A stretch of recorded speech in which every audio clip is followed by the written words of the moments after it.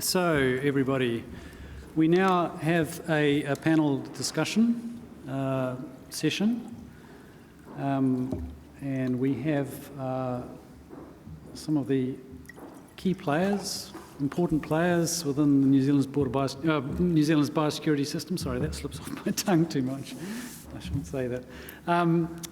The idea of the session, the process for the session is that each of the panel is going to give a talk for about 3 minutes.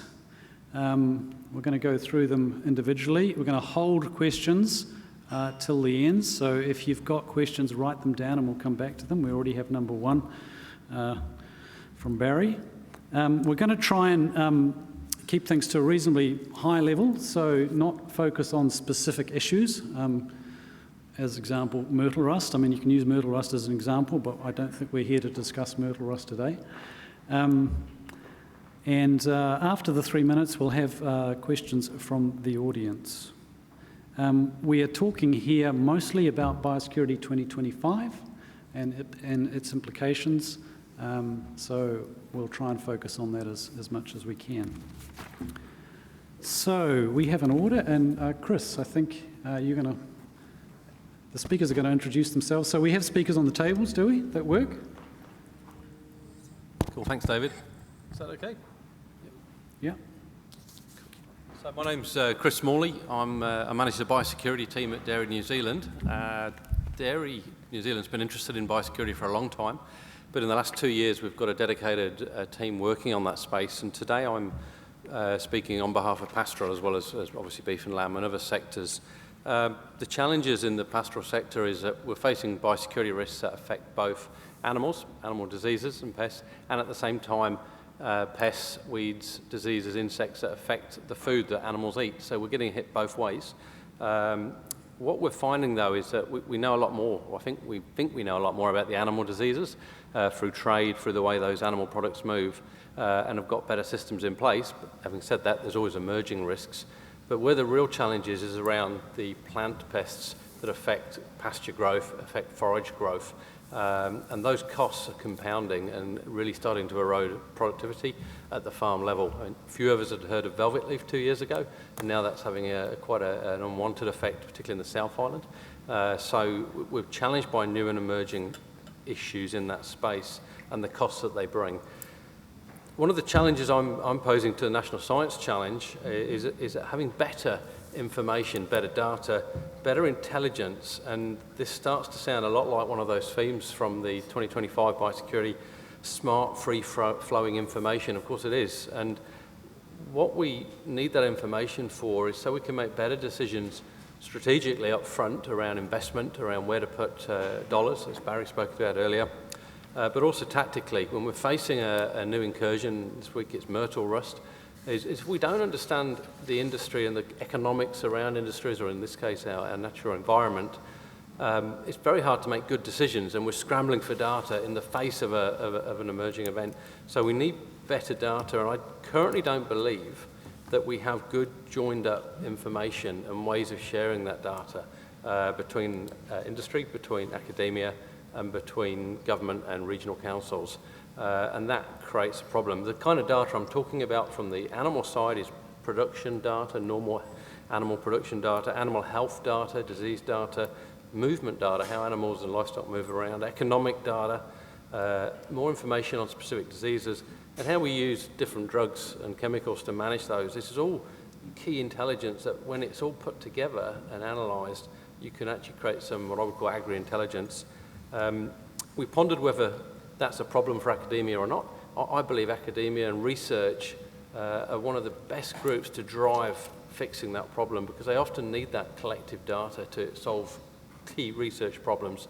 And by coming with those questions and drivers, there's the opportunity to better join up that information around New Zealand, both on the animal side and the plant side, and whether that's through data warehouses, we've got the technology there to do it, and driving things forward. So that's my challenge, and I think we'll probably cover that some more later. Thanks. Thanks, Chris. So Thomas, we had you down next. Can you grab a microphone there? So introduce yourself and then give a couple of Kia ora everyone, my name is Thomas Malcolm. I work at Waikato Regional Council. I'm also on the Kāhui Māori for the National Science Challenge. And I'm on part of the Tira Whakamātaki, the Māori Biosecurity Network. I'm not actually reading my Facebook, I'm going to read my notes. I read on this. So I wanted to talk more about Biosecurity 2025 talks about having 4.7 million biosecurity officers. A sentiment echoed by many in the conservation field is, despite our advances in technology, it's getting people to care is the main issue. So how can we get 4.7 million people to care about biosecurity? So perhaps it is a focus on social sciences. Excuse me. An example of that is incorporating vision mātauranga Māori into the way we operate. If you look at our justice system, it incorporates religion. Defence force incorporates Greek mythology and sort of Roman tactics. Is it that much of a stretch of the imagination to imagine mātauranga being incorporated into science? So I guess that's one of the big challenges moving forward with biosecurity, improving our systems, is there's definitely an opportunity to incorporate basically everyone's thinking. And if we're all going to move forward as a nation, it's about taking people on that journey from the start, not just sort of enforcing it on them. And lastly, I just wanted to talk a bit more about international collaboration. I mean, there's people out there already sort of doing some of this stuff. So why reinvent the wheel? And Phil talked about it before, I think Phil talked about Chinese. So yeah, if there's people out there already doing this, why not work together and we're all after the same solution? Cheers. Thank you, Thomas. Richard Palmer. Thanks, David. Richard Palmer, I'm the Biosecurity and Trade Policy Manager for Horticulture New Zealand. We're a pan-industry advocate for 5,000 fruit and vegetable growers across New Zealand. The hort sector has become much more engaged in biosecurity in the last few years, particularly many either becoming or are GIA partners, so a formal partnership in biosecurity. I wanted to talk today briefly about a couple of the strategic directions in 2025. For me, I think strategic direction for the effective leadership and governance of the system is really the key one in setting the scene, in that it should provide focus, coordination and the resource allocation right across the whole system, and that includes science. What we need is a skills-based governance approach that includes representation from the key participants to enable leadership of the system and to hear the system participants' views. We've heard earlier from a number of people about the fact that 2025 strategy is not just about biosecurity, not just about the economic perspective of biosecurity, but it's about the biodiversity side as well, and I think that's a really important part to go away with from this workshop today. For science, the leadership and governance role should provide a clear strategy and leadership as to the expectations of the broad science system to protect New Zealand, and a system to have a clear expectation of the outputs from that science system. Importantly though, what it's got to do is provide the resourcing that enables that science to occur. Lifting the science investment is set out in 2025 strategic document, lifting it to $80 million. We understand today it's about half of that. So a part way to answering Barry's question that already there's an identification of the need for more money. Industry's investing, as is MPI, as are many other partners, but we need a commitment right across the system to lift the funding of biosecurity science. That probably leads on to the second one briefly, which is a toolbox for tomorrow. We need to build on the existing science system, its excellence, its skills and its infrastructure to preserve and enhance this. And it's not just about for tomorrow, but it's about using the skills and the assets that we have today. I'd like to focus a little bit briefly on the ambitious and not crazy ideas that Roger Smith talked about, in particular the new technologies, and gene editing is one of those. We've heard from Jan Wright and others today about the importance of that sort of technology. I think it's really important, and I encourage this audience to have a debate about some of those technologies. There's too many views that are unscientific, lack evidence, all about perception rather than the reality. I think there's a challenge for this group to be crazy and ambitious about having that debate. Thanks, Richard. Veronica. Okay, I will start. Well, I'm Veronica Herrera. I work for the Ministry for Primary Industries. My position is Director Diagnostic Surveillance, and I look after the investigation function as well within the operation branch. So all the topics are very linked to what I do every day. For those that are not totally aware of the Bio 2025, I just brought a sort of a sample. What I just want to talk or expand briefly on a topic that Chris already talked, that is the strategic direction number 3 that relates to smart free-flowing information. And this is about tapping into the wealth of data available, building intelligence, and using powerful data analysis to underpin risk management. And the call to action in that target is that we want to have public network that enables electronic access to organism data held by central government, councils, and CRIs and universities. This goal doesn't sound to be crazy or ambitious. However, it must be because we have not been able to achieve this for the last 10 or 15 years. So I put it in the crazy and ambitious goal. So this is a need that we have across the whole biosecurity system. And as mentioned before, we need timely and accurate information to evaluate, anticipate risk, and to make the timely decisions. We need to be able to enable users actually to use that information. There is an incredible richness of information within the government departments, within councils, CRIs, but that information is fragmented and actually is very difficult to share. We have the advantage that in these days we have the incredible IT tools, so actually we should be ready, but there are quite a few things that need to be sorted. As an opportunity, I see, well, we have the technology, but what is missing? What are the barriers? One of them, I see there is leadership.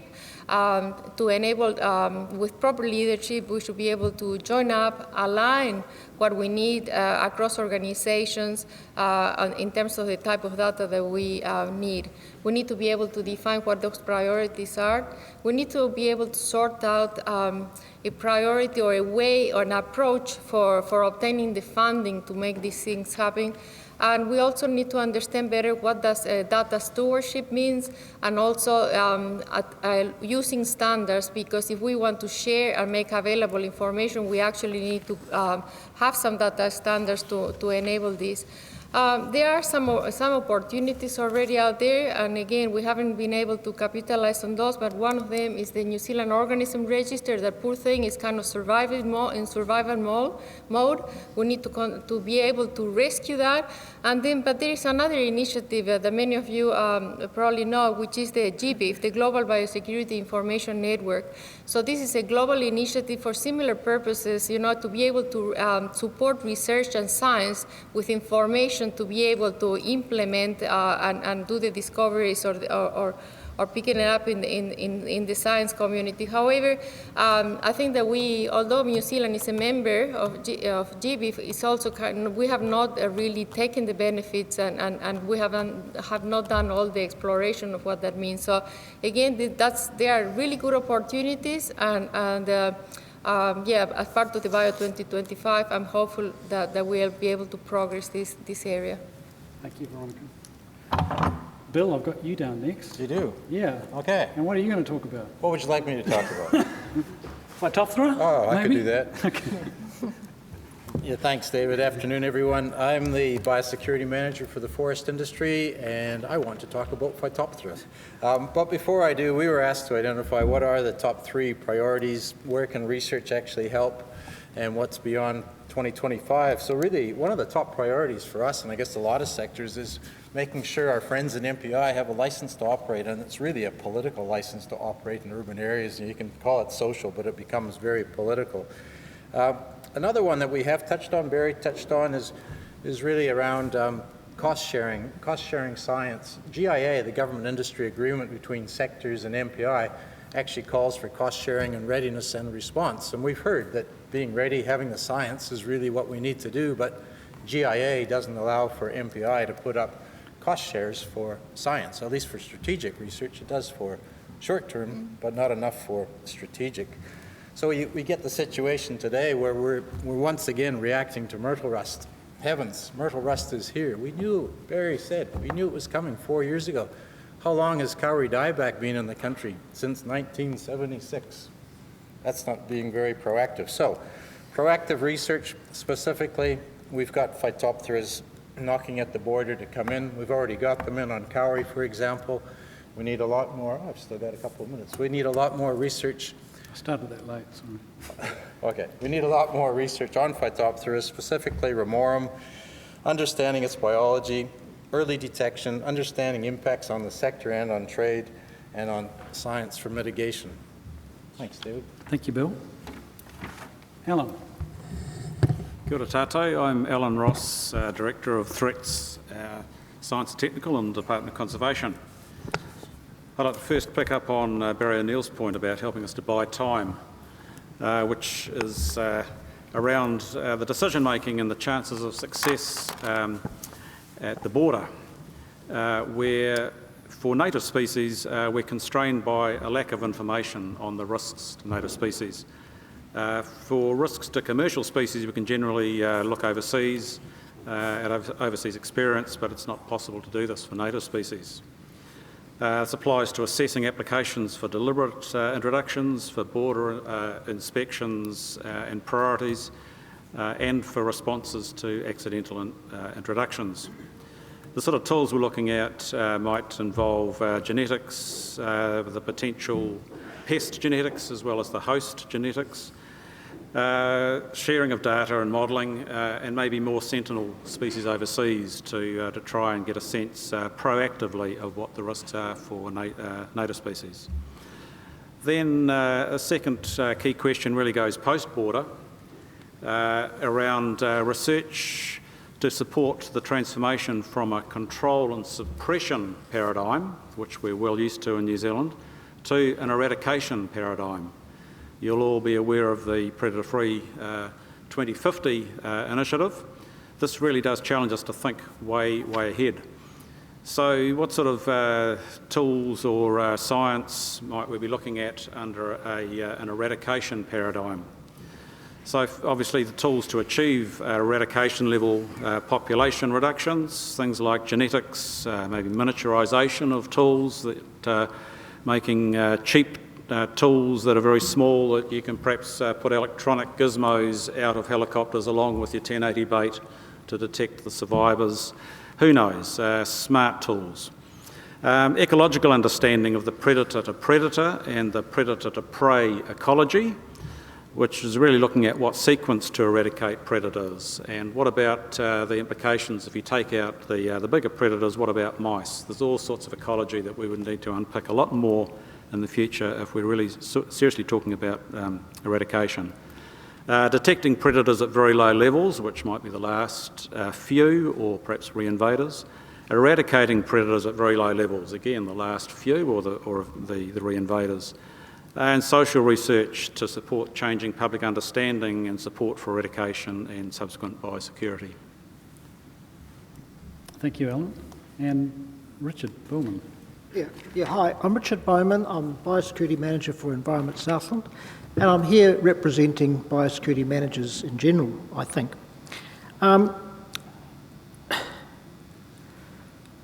Regional councils have a real stake in biosecurity. One, we undertake pest management through our regional pest management strategies and plans under the Biosecurity Act. We also, from time to time, get involved in incursion response, and we've had some recent ones with velvet leaf, and prior to that, many of them which you'll be familiar with, and quite often we tend to get called into that.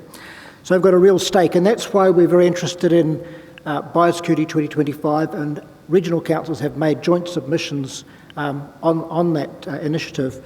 And the key issues that we raised, the first I think has been around for a long time, and that's really defining the roles and responsibilities between central government, regional government, and very often industry sector groups and other stakeholders out there.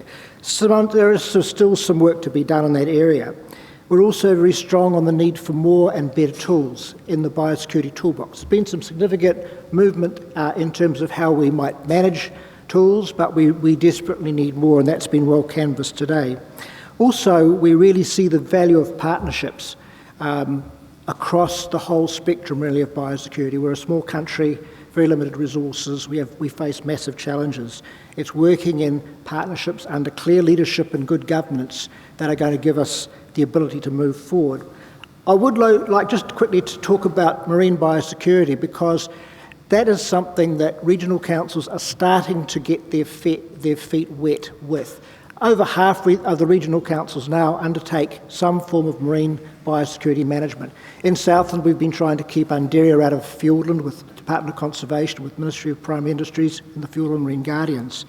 In parts of New Zealand, for example, the top of the north, there's quite a bit of collaboration. There's a growing movement in the top of the North Island where at least 5 or 6 regional councils are talking about how to address marine biosecurity problems. Bearing in mind that there's a couple of dozen highly invasive marine organisms which have come into New Zealand, established in places, and almost certainly will spread, mainly by human-mediated methods, particularly on vessels. They're going to move around our coastlines and they're going to get to our high-value areas. They're going to affect our aquaculture industries. They're going to have a major impact, and we can't even see it from the surface. So we see 2 areas here that we need to work in. Particularly, we need better tools to find marine pests. We need to understand their biology and ecology. We need to find out where their weaknesses are. We need to come up with ways to manage them if we can, or control them. So that's really critical. The second one, and it's absolute common sense, is national coordination. There's been quite a bit of talk already around New Zealand about the need to work together because pests just do not respect or understand or see jurisdictional boundaries between regions. We need to have some form of national coordination across New Zealand to try to come up with better, more consistent policies and programs to prevent the spread of marine pests into the areas where they'll do the most damage. So I guess I'll wrap it up there, but what we really need to do is to harness the power of the collective. We're good at it, we need to get better. Thank you, Richard. So everybody's had a good talk, haven't they? Yeah, just checking. Don't want to make a faux pas here, like Jen did. So I guess now we're well, I would have remembered somebody a bit late as well. So the plan now is to open questions to the floor. And yeah, so Max put his hand up first. Microphones, do we have microphones?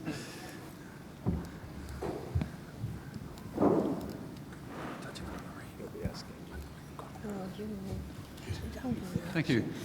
Max, can you try, if you can, direct it to somebody. If you can't, we'll try and sort out who can answer it. So my question for the panel, Dave, is it better to have a very high threshold before you start an eradication, so you don't do it very often, or is it better to lower that threshold because you don't always know whether the pest is going to be really serious, and sometimes things are worse than we thought? So is it better to do eradications more often and get the public and everybody used to the idea that we do this, or is it better to do them very seldom and have a bigger impact when we do them and have to learn it all again? Which is better? Who would like to have a go at that question? I'll have a go. Richard's going to have a go at it. I'm probably not going to answer your question, Max, because I think that it's not about the frequency, it's about dealing with the issue as we see it as important for New Zealand. And as I said at the start, for me, that's not about just the economic issue, that's about biosecurity for the for the productive side, but also for biodiversity. And I think conditioning people on the frequency actually sets a really bad example. Doesn't buy us into the 4.7 million New Zealanders either, that people should do the right thing, choosing the harder right over the easier wrong.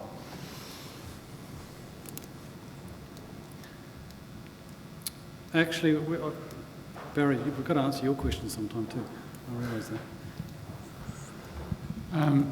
Phil Cassie's talk and his illustration or his example with the pet trade really highlighted to me the importance of understanding the behaviour and motivations and attitudes of people. In that case, in the pet trade and the people that own pets. So I was sort of surprised listening to the panel that I think Alan was the only person who mentioned social science and understanding people's behaviour and attitudes as being an issue. So I guess I would ask the rest of the panel, where do they see the relative importance of understanding the behaviour of people as part of biosecurity management? Chris? Yeah, great question. I think we're all, through Be Free and individually at organisational level, have bought into the criticalness of community marketing and the social side. For example, in our organisation, Dairy NZ, we've just hired fixed-term position focused purely on what we call community-based social marketing, and actually understanding drivers and barriers for behaviour for farmers to biosecurity. So you're dead on. This is critical and front and centre. I think we've tried to just pick on one each just to spread it around a bit. Anyone to add to that? No, that's right. I think that all the organizations are really, they're working in the biosecurity space. I mean, it's quite clear that the social dimensions become really, really important. Understanding, why we are acting, how can we motivate people in doing the right thing and contribute to the whole biosecurity space. So I think that is quite critical. And in the strategy, that's mentioned several times in the different areas. Sorry, I just want to touch on that. Another thing, like we talk about organisations, but even individually, how many people own cats? Who owns a cat here? Like, we know how much damage they do, and I'd say there's plenty of conservationists in the room, so I guess the attitude starts with us as well, the social licence. There's a question over here, I think. Yeah, Philippa.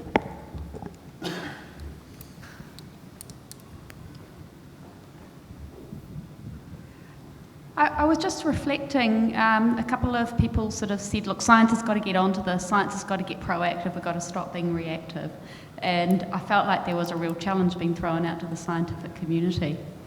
And I'm also thinking back in the past when there's been some incursions where Veronica was an example where I think we probably stood around for about a year trying to work out who might fund some of the research that people wanted to go, and it was such a relief when PSA arrived, the leadership that actually was taken by what ended up being called Kiwifruit Vine Health, who actually very, very quickly got organised and got some investment on the table and got a research plan really underway really quickly.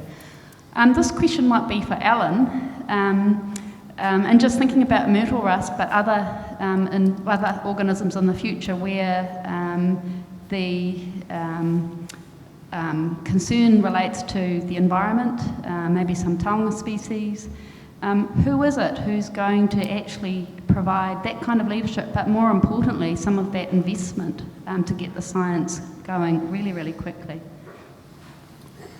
Well, I guess for native species, it's particularly important that the Crown owns up to the public ownership. DOC manages a third of the country on behalf of the public and the species on behalf of the public, and who funds the public good really is the Crown. Whereas industry can look to which industry partner is most to benefit from a particular commercial pest. That said, we have a variety of representatives of the public in terms of philanthropists and sponsors and those who might take a bit of that public good and own some of that too. So it's not just the Crown. So there's two things. The resourcing is one question. Who takes leadership for recognising the need? I guess MPI runs the biosecurity system, but DOC has a responsibility for the values at stake in the national in our natural resources. So we have to work that out between us. It's really good to see B3 take a lead for myrtle rust. They're in a good position to start the ball rolling. But as has been mentioned before, it's a really interesting question. After pests have got through the border, does B3 give up? And if so, what institution have we got to take the lead then? Maybe it's the science challenge itself. And I was just also wondering, do we have anyone from MB in the room? So whether they had any thoughts about the investment in this area, in the science?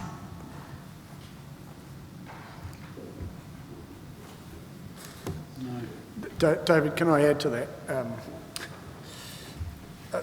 This is a challenge for all of us, and I think there's a cascading effect. We see it in the horticulture industry where we've got very specific sectors focused on their investment, but there's a level then above that that benefits everybody, and how do we contribute to that? The question for me is, particularly in some of the new technologies where the drivers are very commercial and are not in the biosecurity space, and Philip and I have talked about a couple of these. How do we get the investment that is in New Zealand's best interest? So it's not about developing a technology that's just then a revenue stream for more science or for particular organisations. How do we secure that technology in the best interests of New Zealand? And one of those uses is in the biosecurity space, but there are a multitude of uses. For me, that's a real challenge for us, and I don't have a positive view about that at the moment, and that's partly a reflection of the way the science system is funded or not. So we've got to change that so that the right drivers are there for the benefit of New Zealand in getting the right science. Bill, I know wanted to say something. Veronica, did you? Bill. Okay, thanks. Just following on from Philippa's question and Alan's response, and I guess Alan, you really responded on behalf of Dyck, and you dwelt on the terrestrial ecosystems, and that's natural. But there's nobody really out there fighting for the marine space. I mean, Dyck really does focus, and the philanthropists actually focus on the terrestrial space. But there's really very little that goes on in the marine space, and you look around and there's no natural champion. I mean, Maori are probably the natural champion, but they're not really out there promoting marine biosecurity. And other than people like Richard, maybe half the regional councils are, the other half aren't. Who's the champion in MPI? There's really nobody. One of the things that we discussed when we had the workshops on the strategy was that the funding for research and so in my team we were talking about the ability to access to a research fund for cases as the one that we have been discussing, for being better prepared or to be able to access funding during responses, and basically a funding that is constructed in such a way that can leverage co-innovation or investment from different parties. So that I see that is a fundamental topic that needs to be addressed within the pillar that is dealing with leadership and governance of the system. I'll just make one last point to remind us that there is an environmental science roadmap just been prepared. Like all these strategic documents, it needs to be owned and made use of and put to work to drive our science priorities, but I think that's what it was set up for. And it does have space for biosecurity, of course, as one of its themes. Barney.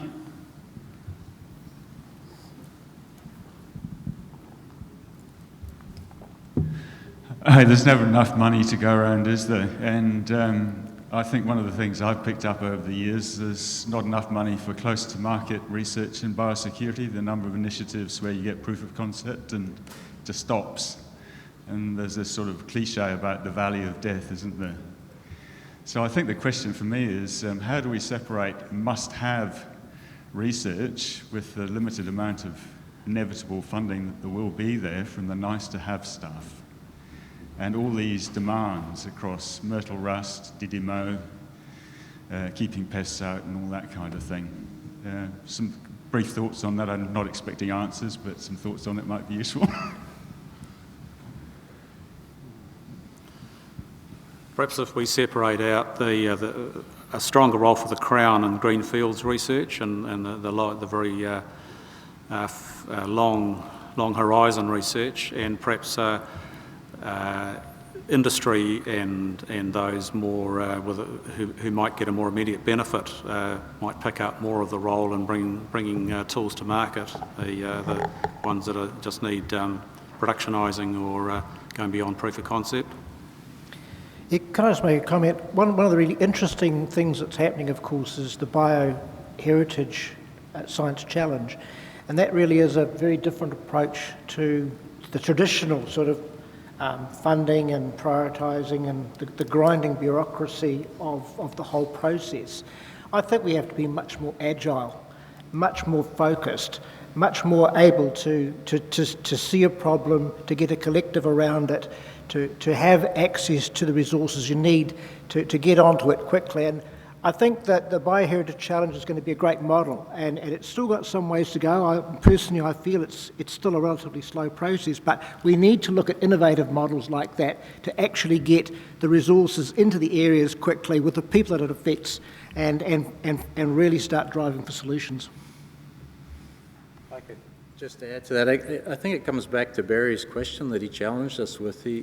As Barry said last year, the minister said, well, if you want more money for biosecurity research, tell me what it's for. Where's the opportunity? Where's the need? And we've really failed to do that. We haven't really put that strategy in front of them. So until we do, we're probably not going to get very far. I think that the opportunity is still on the table as we work again through this. As many of you probably know that at the moment there is an interim steering committee that is trying to bring this together, but under that there will be later on a more permanent steering committee, and the different pillars of this strategy, there will be working groups where there is the ability to develop a plan and select the priorities, and then there will be initiatives, bids. I don't know how those are going to be constructed, but that's the whole intention. There are things here that we want to do, so then how do we do them, how do we prioritize them, and to have a plan to take us forward until 2025 or beyond. So I see that the opportunity is still on the table, we just need to work on it. Yeah, do you want to come back? And then we're nearly. So thanks for that. Yeah, I'm really troubled by this whole area. So in 2025, I think it talks about 40 million currently rising to 80 million. Well, that's great. If 40 million is the right figure and 80 million is the right figure, have no idea. We have offered the National Science Challenge to develop a biosecurity science strategy that covers exactly the issues that are being discussed here. And we think that's the opportunity that the challenge can provide to actually join the dots in the space. We've already identified some intermediate outcomes for biosecurity to try and help the aligned organisations, the challenge parties, with their investment, but I think it needs to go a step further. And until we have that science strategy in place, I think we're all going to be struggling here, and even ministers, I don't think will have anything to grasp at to really, talk to their colleagues and genuinely be able to argue around the cabinet table that this is a priority. Thanks, Barry. I think one last question over here, Morley. This could be a tricky one. Thank you. A question for the panel. We've heard today myrtle rust is a circuit breaker, so we have to react. I suspect in a year's time there will be something else that we'll be saying is the circuit breaker and we have to react. One of the great things that could come out of this conference is a commitment to do something differently that's in the right direction. And several people have talked about this idea of a free-flowing information system. And I wonder just how important that might be in starting the process of collaboration in this space and getting more people sitting around the table, talking to their colleagues, people they don't run into every day, and getting something moving in that space. Interested in a comment from the panel? Well, I think that there are a couple of things there. You talked about collaboration. I think that that's crucial. I think that basically if we are working in isolation, we're never going to get anywhere. If we look at New Zealand, we're limited, but even if we look worldwide for some of the aspects or some of the challenges that we need to face, there are not many specialists around the world. You mentioned, for example, marine biosecurity. In some cases, there are very few people, so we need to work together nationally and internationally. And in terms of the circle breaker, I think that I can mention that within MPI, and Christine Reed is in the audience, and she'll talk a little bit more later, that we've been putting more effort in trying to define the key risks that we actually need to be better prepared, but we are trying to work with the scientific community to ensure that actually slowly we get the tools and we are better prepared. So, but for me, the key thing is working in collaboration and defining what are the priorities and make the commitments to do that. Just to add on to that, I think the key thing as well is when people start talking about, our biosecurity systems are based on a lot of dollars, like people will only get involved in something if it's going to affect their economy or basically their take. Look at the aquaculture industry when it comes to marine biosecurity. Their research is targeted around how can we farm around this? How can we basically dodge the bullet? It's not about actually addressing the issue. So the moment we start actually thinking more about, I guess, people or the greater good as opposed to dollars, I think we're in the right mind shift. So when we talk about having those collaboration conversations, perhaps leaving dollars at the door and just sort of what's our purpose or what do we want to achieve? I think we're going to have to, thank you very much. I think we're going to have to leave it there. I haven't been told to close down. What's happened to Maureen? It's time to stop, isn't it? It's time to stop. I just wanted to sum up a little bit from what I've been hearing. And I guess for me, just trying to take in what's being talked about here is, it is the role of Biosecurity 2025 and how that's going to face some of the issues that we have in front of us. And starting from the top, it's the strategy. So we've heard about the strategy. Have we got the right strategy? Is this document covering enough of the right strategy? Moving down, we're talking about governance. And I think that's all about coordination, collaboration, bringing Vision Mataranga in. And again, I guess, all of us that are involved in Biosecurity 2025, and I suspect there's quite a few in this room that are, we need to, be taking these questions back to our involvement there. Then priorities. We all know that we don't have enough money to do everything. We really need to work out what our priorities are. And speaking of money, can we get more money into the system? And again, bringing that into a coordinated system. Then down to the science, getting the right tools for those priorities. And I think overall, we do really need a consistent approach. We need to be able to not have knee-jerk reactions. We need to be able to plan consistently going forward. So when something like myrtle rust happens, we're ready for it rather than just going crazy. So anyway, those are just some concluding comments. Thank you very much, audience, and thank you very much, panel, for your wise words.